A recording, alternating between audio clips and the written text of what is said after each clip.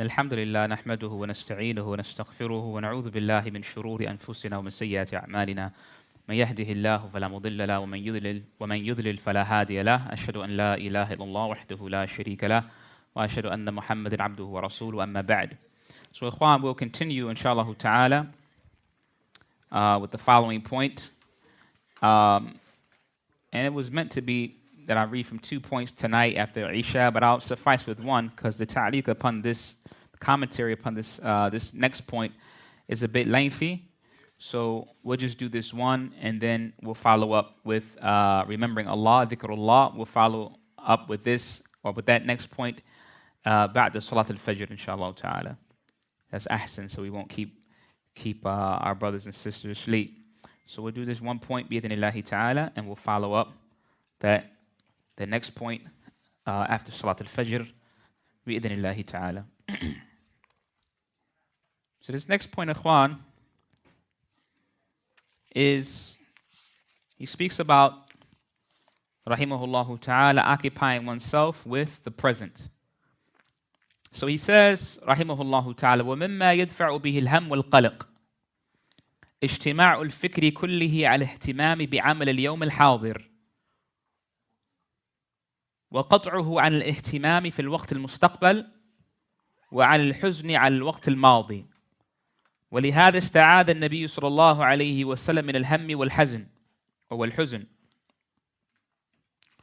فالحزن على الأمور الماضية التي لا يمكن ردها ولا استدراكها والهم الذي يحدث بسبب الخوف من المستقبل فيكون العبد ابن يومه يجمع جده واجتهاده في إصلاح يومه ووقته الحاضر فإن جمع القلب على ذلك يوجب تكميل الأعمال ويتسلى به العبد عن الهم والحزن.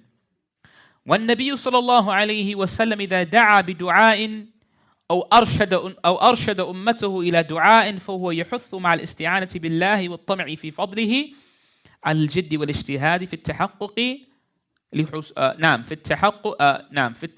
لحصول ما يدعو لحصوله والتخلي عما كان يدعو لدفعه لأن الدعاء مقارن للعمل. And this is a tremendous principle here we're going to speak about inshallah. لأن الدعاء مقارن للعمل فالعبد يجتهد فيما ينفعه في الدين والدنيا ويسأل ربه نجاح مقصده ويستعين به على ذلك كما قال صلى الله عليه وسلم احرص على ما ينفعك واستعن بالله ولا تعجز وإذا أصابك شيء فلا تقل لو أني فعلت كذا وكذا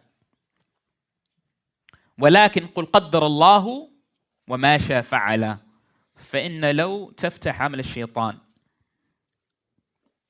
Alright, so we'll just stop there for the time being. So he says rahimahullahu ta'ala, Imam al-Sa'di, he says from the things that repel anxiety and misery is absolute focus and concentrating on the actions of the present day and not worrying about the future nor being sad about the past. And this is why the Prophet sallallahu alaihi wasallam sought refuge with Allah from anxiety and grief. Grief is connected to past events that cannot be prevented nor altered. Anxiety stems from fear about the future. Therefore, the servant should be a person who focuses on his present day, exerting his effort and determination to better his day and present state. Focusing the heart on this results in the completion of one's actions, and it provides solace to the servant, freeing him of anxiety and grief. When the Prophet ﷺ supplicated to Allah with a supplication, or directed his nation to a supplication, he encouraged them to exert effort and determination, along with seeking the aid of Allah and desiring His favor, to successfully attain what they are supplicating for, and to escape what they are asking to be removed. And this is because supplication is paired with actions. And this is the qa'idah that I was just mentioning. It's very important. We want to speak about. The servant strives for that which will benefit his religion and worldly affairs, and asks his Lord for the fruition of his aspirations, seeking his aid in that, as he sallallahu alayhi wasallam said, strive for that which will benefit you. And seek the aid of Allah and do not be lazy.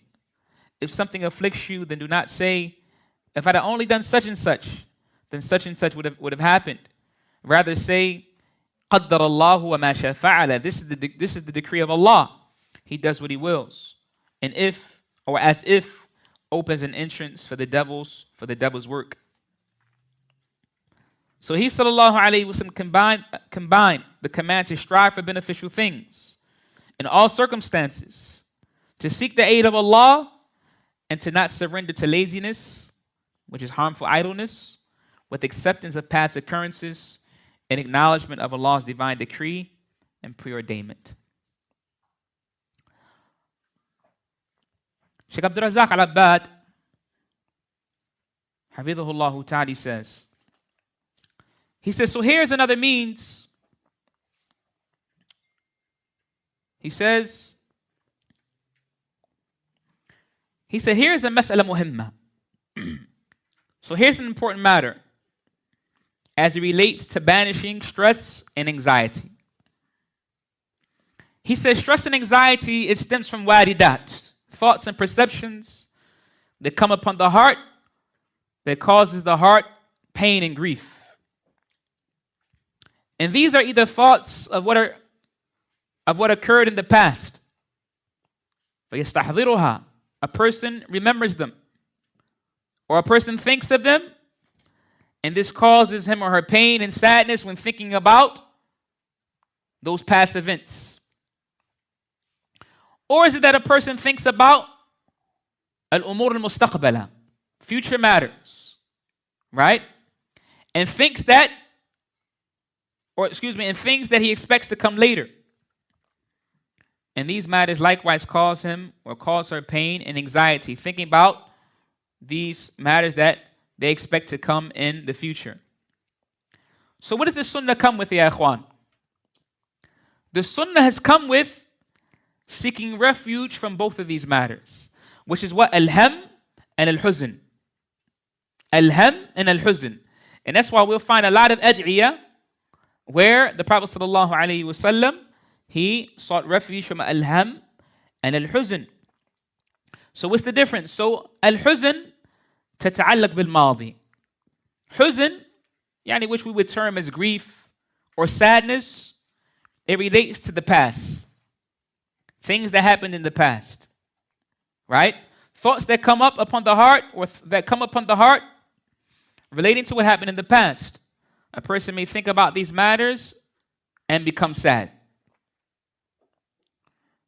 So Sheikh Abdul Razak says, and there's no benefit behind being sad concerning these past matters. And it is better for a person not to busy himself with them. And also that he seeks refuge with Allah from this huzn or this past sadness and grief. And as for what relates to the future, which is called ham, al-ham, and then a person may have some fear of something that, again, they expect might happen in the future. And thoughts that perhaps may be oham. They may just be oham, having no reality. But a person thinks about these future matters and they may not even have a reality. So these thoughts may come to a person concerning something in the future. Perhaps this may happen. This might happen. I fear that such and such may occur. So all of this, it causes for the heart to become disturbed. And thus, it brings about the heart anxiety. And this is why the Sunnah, ikhwan, in the Sunnah we've been commanded to seek refuge from al-ham. Al-ham. Allahumma inni a'udhu bika min al-hammi wal-huzn. This is from the ad'iyah of the Prophet sallallahu alaihi wasallam. Oh Allah, I seek refuge with you from ham. That's worrying about what? Ham, future matters. Al-ham and al-huzn. Al-huzn is what? Past matters, those matters that have come or that happened, in the past. So the Sunnah has come with seeking refuge from both of those matters. So he says, therefore, those matters that disturb the heart and soul and cause them anxiety,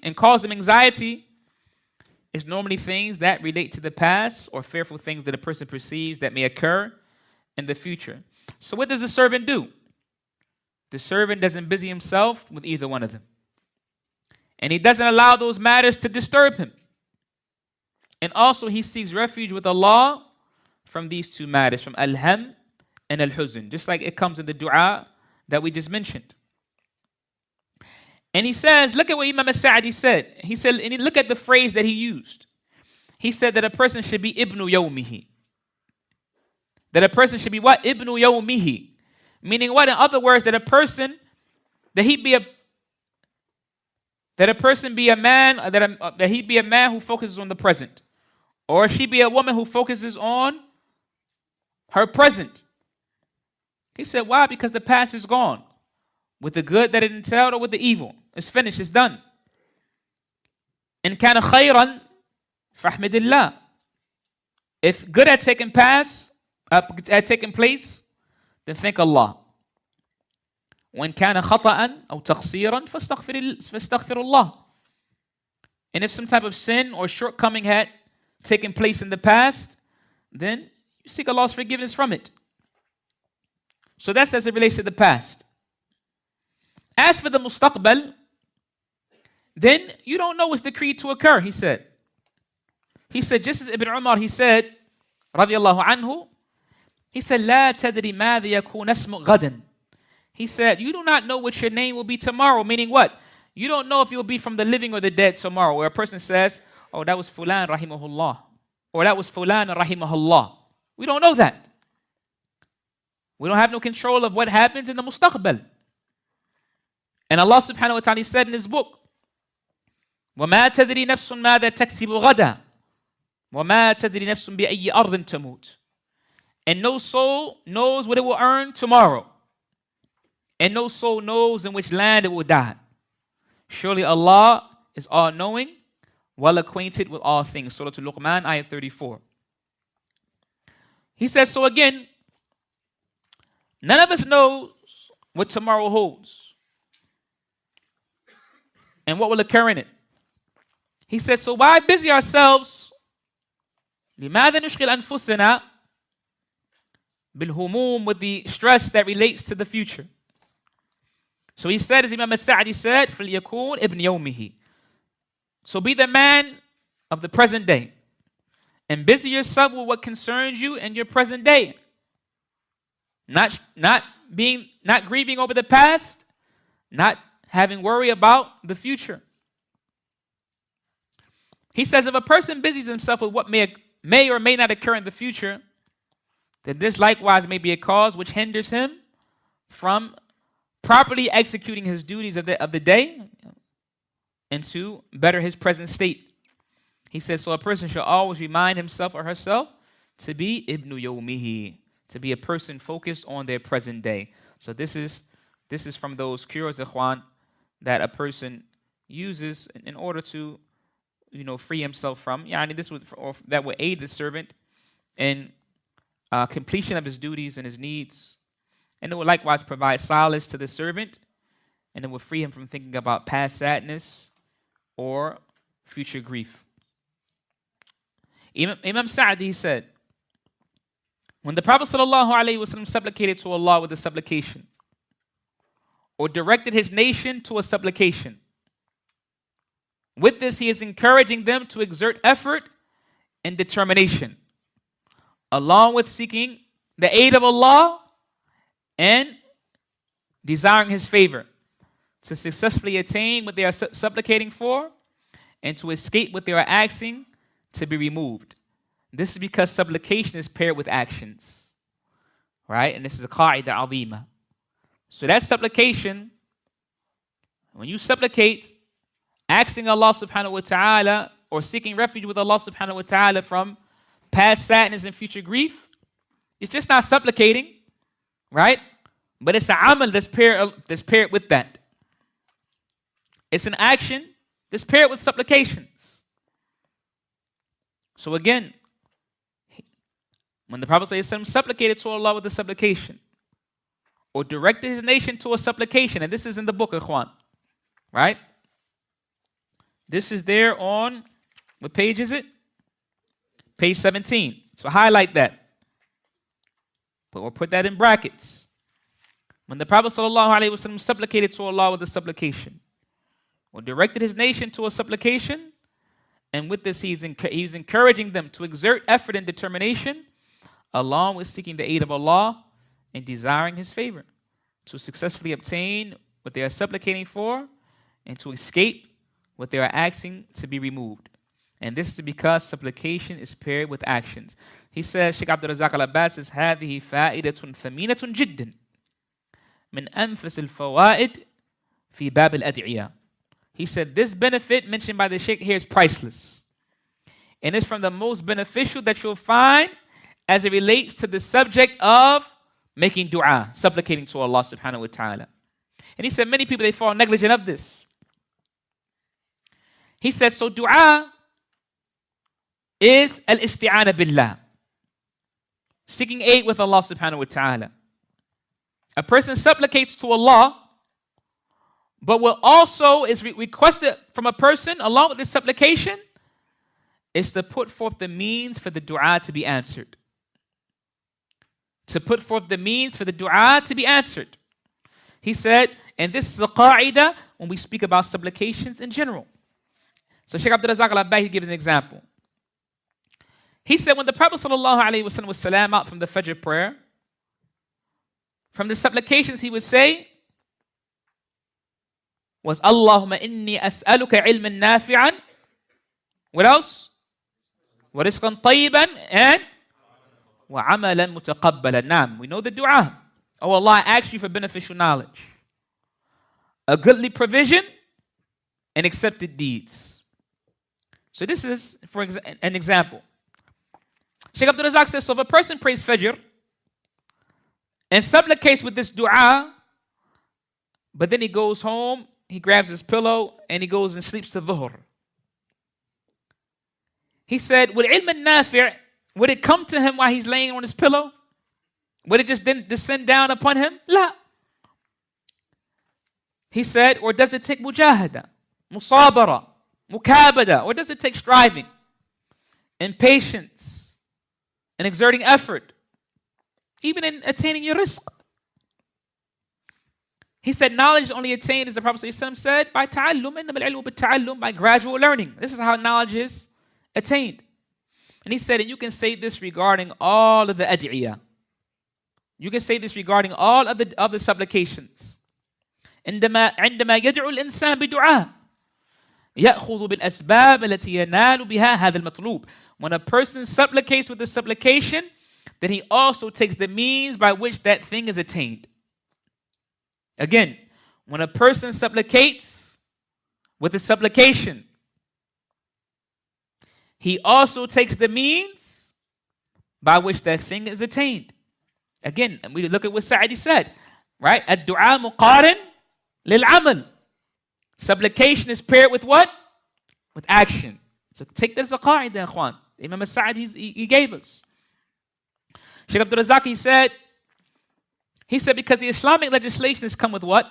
Al-imanu bil-qadr wa badlu sabab bil-du'a wal-isti'anati wal-mujahada. The Islamic legislation has come with what? It's come with having belief in the divine decree and also putting forth the means through supplication. Putting forth the means through supplication. Seeking Allah's aid and also striving. This is important, ikhwan. This is important. Naam. We make isti'ana with Allah subhanahu wa ta'ala, but we must take the means. We take means for things to be accomplished because this is how Allah subhanahu wa ta'ala decreed matters. Decreed them along with the means that are taken for those matters. You find some people, and I heard individuals say this, when it comes to even making radd ala ahl al-dalal. They say, well, we don't have to do that. Allah is going to preserve His deen. We don't have to do that. Allah, you think Allah is not going to preserve His religion? This is a jahl from that person. This shows that person is jahl, his ignorance. Even when the Prophet ﷺ, when he was fighting one of the battles, I believe it was Badr, he said, "Oh Allah, if you allow this ta'ifa, this group of believers, to be defeated, لن تعبد في الأرض, you won't be worshipped in the earth." Hadith is sahih. Nah, so we know Allah subhanahu wa ta'ala is going to preserve his religion. But even with that, the Prophet ﷺ supplicated, and they went out and took the means, making jihad to preserve the religion. This is the jihad shar'i, the legislated jihad. So even like this, even when it comes to clarifying the religion, then this is a duty upon Ahl al-Ilm. وَإِذْ أَخَذَ اللَّهُ مِيثَاقَ الَّذِينَ أُوتُوا الْكِتَابَ لَتُبَيِّنُونَ لِلنَّاسِ وَلَا تَكْتُمُونَ. And remember, when we took the covenant from those who was given the book, that you make the matters clear, that you clarify the matters to the people, and that you don't hide it. فَنَبَذُوهُ وَرَاءَ ظُهُورِهِمْ. And they tossed it behind their back. To the end of those ayat. Naam. So that goes along with, and I thought about that goes along with what we're speaking about right now. So ad-du'a muqarin lil-amal, as Imam As-Sa'di says. So Sheikh Abdul Razak, he continues. So he said the Sharia has come with having belief in the divine decree, and also putting forth the means through supplication, seeking Allah's aid, and also striving. Meaning striving against one's soul by putting forth righteous deeds. So he says, so this is a priceless principle in the subject of dua, that when the Muslim supplicates, it is incumbent that he follows that dua up with putting forth the means which by Allah's permission, bi-idhnillah, it will bring that thing into fruition. And this is because dua, as the Sheikh mentioned, is paired with actions. We're almost done, ikhwan, just about 5 minutes or so. He said, therefore the servant works diligently towards what will benefit him in the religion and worldly affairs. He asks his Lord to make his goal successful, and he seeks his aid in doing so. And the proof of this, that's why Imam As-Sa'di, he goes and he mentions the next hadith. احرص على من ينفعك. And this is a tremendous hadith. احرص على من ينفعك واستعن بالله. The proof of this, that what? That a servant works diligently towards what will benefit him in the religion and the worldly life, and he asks his Lord for success. The proof of this is this hadith. احرص على من ينفعك واستعن بالله. The Prophet ﷺ said, strive for that which will benefit you and seek the aid of Allah. He says, so here the Prophet ﷺ gathered between two matters. Badl al-sabab, putting forth the efforts, meaning that you strive, right? احرص على من ينفعك, it takes striving. So that which will be beneficial to you in your deen and your dunya, you put forth the efforts and you strive to achieve it. Do not احرص على ما ينفعك. And at the same time, we don't rely solely on the means. That's why the Prophet ﷺ said after that, what? وَاسْتَعِنْ بِاللَّهِ. And seek the aid of Allah. وَاسْتَعِنْ بِاللَّهِ. And then he sallallahu alayhi wa sallam, he said, وَلَا تَعْجَزْ. And do not be lazy. Meaning what? Stay away from kasal and khumul. And stay away from laziness and lethargy. And other than that, approach that which you seek and what is beneficial for you, approach that with vigor. Approach that with eagerness, all while seeking the aid of Allah Azza wa Jal. And then the Prophet sallallahu alayhi wa sallam, he said, وَإِنْ أَصَابَكْ شَيْءٍ فَلَا تَقُلْ لَوْ أَنِّي فَعَلْتُ كَذَا وَكَذَا لَوْ أَنِّي فَعَلْتُ كَانَ كَذَا وَكَذَا. If something afflicts you after that, after you did what? You strove and you did what? You sought the isti'an, you sought the aid of Allah.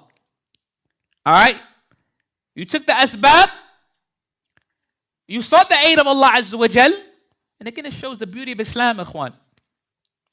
The Prophet ﷺ said, and if something was to befall you or afflict you after this, then do not say, if I had done such and such, then such and such would have happened. Sheikh Abdul Razak al-Abbad, he says, so أحيانا لا تأتي الأمور or لا تأتي الأمور على المطلوب. The reality is what? Sometimes matters don't pan out as we want.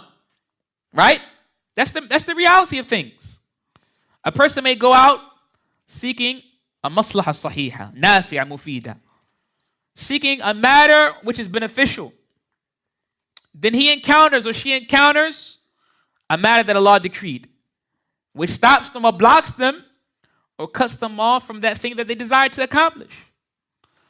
And if this occurs, a person should not start saying, oh, well, only if I did such and such, it would have been such and such, or only if this or only if that. The Prophet ﷺ said, what? فَإِنَّ لَوْ تَفْتَحْ عَمَلَ الشَّيْطَانِ. Because saying if, meaning in this instance, it opens an entrance for the devil's work. It opens an entrance for the devil's work. Now, a person may start to have doubts in Allah. Other than that, it opens an entrance for the devil's work. So in this instance, a person doesn't say if. And some people believe that that the Muslim can't say if whatsoever. This is incorrect. The Muslim can say if, right? The Prophet ﷺ, he used this law in certain instances. For example, the Prophet ﷺ, he said, يعني لو استقبلت من الأمر ما استدبرت. If I was to do such and such again. He mentioned this on different occasions. ما سقت الهدي ولا جعلت عمرة, regarding the mansak. You know, I wouldn't have brought with me a sheep or a sacrificial animal, and I would have made the umrah, meaning before the hajj. The Prophet ﷺ, for example, he said, to Aisha, لو أن قومك حديث عهد بالإسلام لهدمت الكعبة ولبنيته على قواعد إبراهيم. If it wasn't that your people were new to Islam, I would have torn down the Kaaba and I would have built it back up upon the qawa'id of Ibrahim. So you can say low. If you can say if, right? A person may say, for example, brother, if you come to Philly, I'll take you to dinner. Or if I go back to such and such place, I'll visit such and such, inshallah. You can say there's nothing wrong with saying, because some Muslims believe, oh, we can't say if at all. That's not the case. But when it's used in a manner or as a matter of discontent after the decree of Allah Azza wa Jal, then here's the prohibition. Understand? When it's used as a matter of discontent after the decree of Allah Azza wa Jal, then here is the prohibition of saying low or saying if. Now, and then the Prophet ﷺ, he instructed us what to say. He said, وَلَكِنْ قُلْ قَدَّرَ اللَّهُ وَمَا شَاءَ فَعَلَ. Now, what's the two ways of saying this? The first way I just said, what? قَدَّرَ اللَّهُ وَمَا شَاءَ فَعَلَ, or what? قَدَّرَ اللَّهُ. So you can say it with تضعيف or تخفيف. It's this scholar say you can say, when you person say قَدَّرَ اللَّهُ or قَدَّرَ اللَّهُ. Alright, this is a side fa'idah. قَدَّرَ اللَّهُ وَمَا شَاءَ فَعَلَ or قَدَّرَ اللَّهُ وَمَا شَاءَ فَعَلَ. Now, so a person says this. This is the decree of Allah, and he does what he wills. When that thing didn't pan out, after you took the asbab, striving, and after you sought the aid from Allah subhanahu wa ta'ala, it didn't pan out, you say what? قَدَّرَ اللَّهُ وَمَا شَاءَ فَعَلَ. قَدَّرَ اللَّهُ وَمَا شَاءَ فَعَلَ.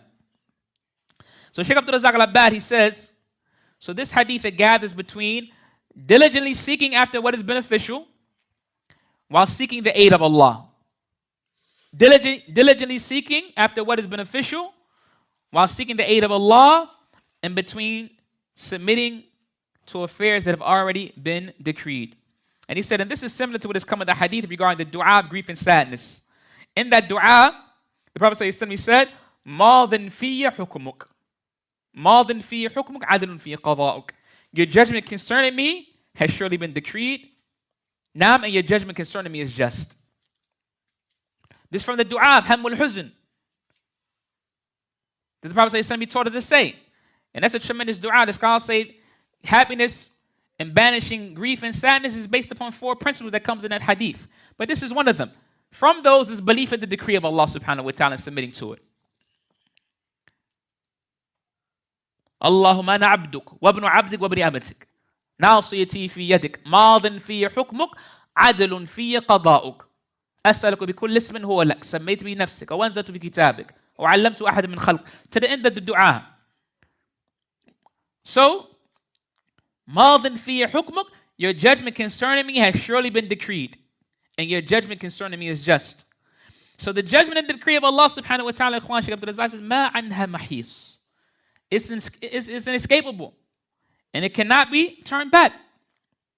It's what Allah subhanahu wa ta'ala has already pre-decreed. So what now? What does a person do now? He said, يَأْتِ بِالْوَظِيفَةِ الَّتِي تُنَاسِبْ هَذَا الْمُقَدَّرِ. Then he then does the duty which is upon him that is appropriate for this matter which has been decreed and what he was afflicted with. And is that what he or she remains patient and they seek the reward with Allah subhanahu wa ta'ala for this calamity or this difficulty which befell him. He said, I know that Allah Azza wa Jal, in his trying and his testing of his servants, he has min'hun azima. He has tremendous things which he compensates his servants with. That's one thing that we have to remember. Like Ibn Taymiyyah, he says, calamities are a favor from Allah subhanahu wa ta'ala. Calamities are a favor. They invite to having patience. They cause a servant to repent to Allah subhanahu wa ta'ala. They raise a servant in darajat, in levels, in degrees. So this is what Sheikh Abdul Razak is alluding to. He said, know that Allah subhanahu wa ta'ala, in testing his servants, he has min'hun azima. He has tremendous things which he compensates them with. Allah honors them by raising their degrees with him, giving them high stations, expiating their sins. So even with the calamity, ikhwan, many benefits, they come forth because of them. And then Sheikh Sa'di, he said, so he sallallahu alayhi wasallam divided these affairs into two categories. This is page 18. The first category are those things that the slave is able to achieve. Those things that the servant is able to achieve. Sheikh Abdul Razak al-Abbas says, and we're finishing up. He says, so as it relates to these things that he's able to achieve, the servant exerts himself in doing that.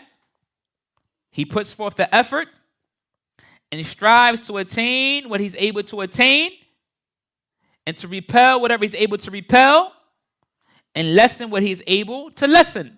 تخفيف ما يمكن تخفيفه. And he strives to do that while seeking the aid of Allah. And what proves this is his saying, احرص على من ينفعك واستعن بالله. Strive for that which will benefit you and seek the aid of Allah. And as for the second category, ما لا يمكن فيه ذلك. When he's unable to do any of that. When he's unable to do any of that, right? He's not able to achieve anything after putting forth efforts and after seeking aid of Allah. He's not able to repel or lessen what he's able to lessen. After striving and seeking the aid of Allah, he's unable to do any of that. This falls under what umbrella? قدر الله وما شاء فعل. قدر الله وما شاء فعل. This falls under this. That's what the Prophet said. He says what? قدر الله وما شاء فعل. This falls under that umbrella. Allahu Akbar. Now, that a person is pleased with what Allah decreed and they seek what is with Allah subhanahu wa ta'ala of his reward for his patience, being patient upon that calamity. And this is just as it was stated by Alqama from the Salaf. Alqama from the Salaf, he said, regarding the statement of Allah Azza wa Jal, ما أصاب من مصيبة إلا بإذن الله ومن يؤمن بالله يهدي قلبه. About the ayah, no calamity befalls a person except by the leave of Allah, by his decree. And whoever believes in Allah, he will guide his heart. What did Alqama say? هو الرجل. And many times we will hear this from Sheikh Ubaid. Allah yarhamuhu wa yu'li darajatihi. Ameen. Many times we will hear this from Sheikh Ubaid. This athar of Alqama regarding this ayah. No calamity befalls except by the leave of Allah, and whoever believes Allah, Allah will guide his heart. Alqama said, هو الرجل تصيبه المصيبة فيعلم أنها من عند الله فيصبر ويسلم. That what is intended behind this ayah is a man. And it could be a woman. It's man for taghlib in many of the nusus of the text. But it is a man. We just say person. They are afflicted with a calamity. And he knows that it was decreed by Allah. So he is pleased and he submits his affair to Allah. This regarding that ayat, no calamity befalls except by the leave of Allah, and whoever believes in Allah, Allah will guide his heart. From what surah? Taghabun. Right or wrong? Surah Taghabun, I believe. Taghabun? Surah Taghabun, naam. We're in with that, ikhwan. هذا وصلى الله وسلم وبارك على نبينا محمد وعلى آله وصحبه وسلم. And inshallah, the fourth, this next point, remember Allah often. It's some jameel kalam, and it's not that long. We probably go maybe 20 minutes or so after Salat al-Fajr, and we'll read that last point. وصلى الله وسلم وبارك على نبينا محمد وعلى آله وصحبه وسلم وآخر دعوانا